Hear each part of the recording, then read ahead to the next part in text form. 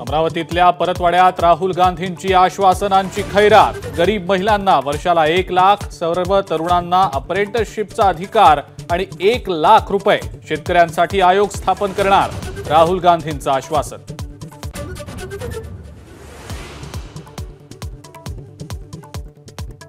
उद्धव ठाकरेंच्या लंडन ते लखनौ पर्यंत सगळ्या प्रकरणांची फाईल माझ्याकडे, मर्यादा पाळा नाहीतर सगळं समोर आणीन। एबीपी माझाला दिलेल्या मुलाखतीत मुख्यमंत्री एकनाथ शिंदेंचा थेट इशारा।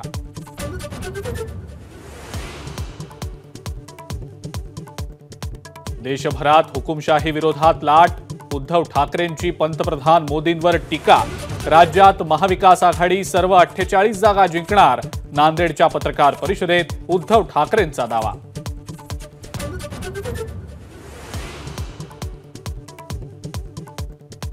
छत्रपती संभाजीनगर लोकसभा मतदारसंघातला महायुतीचा तिढा आज सुटण्याची शक्यता।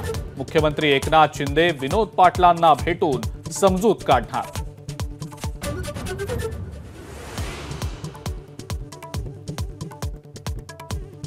पंकजा मुंडे थोड्याच वेळात बीडमधनं लोकसभेचा अर्ज भरणार। परळी वैजनाथ मंदिरात दर्शन घेतल्यावर गोपीनाथ गडावर जाऊन वडिलांना वाहिली आदरांजली।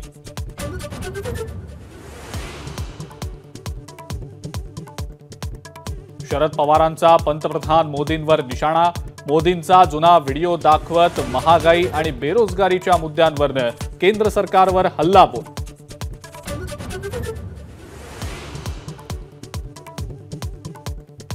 अमरावतीमध्ये बच्चू कडूंकडून जोरदार शक्ती प्रदर्शन।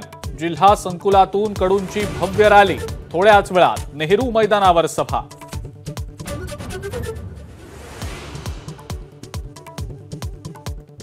नवनीत राणांचा पराभव करण्यासाठी उद्धव ठाकरेंनी बच्चू कडूंना पैसे दिले, रवी राणांचा आरोप। तर बच्चू कडूंच्या संपत्तीपेक्षा माझी संपत्ती जास्त असल्यास राजकारण सोडेन, रवी राणांचं खुलं आव्हान।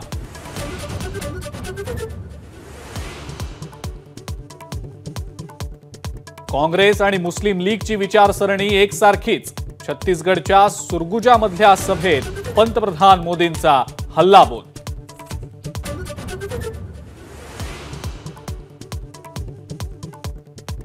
अमेरिकेत वारशामध्ये मिळालेल्या संपत्तीवर 55% कर लागतो। भारतातही असं करण्यावर विचार झाला पाहिजे। अनिवासी भारतीय काँग्रेसचे प्रमुख सॅम पित्रोदा यांचं वादग्रस्त वक्तव्य।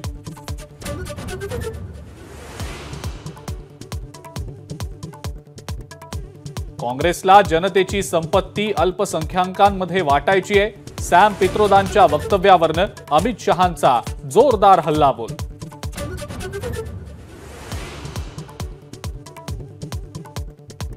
अमिताभ बच्चन यांना आज लता मंगेशकर पुरस्कार प्रदान केला जाणार, तर AR रहमान यांना दीनानाथ मंगेशकर पुरस्कार देणार। अशोक सराफ यांचाही होणार गौरव।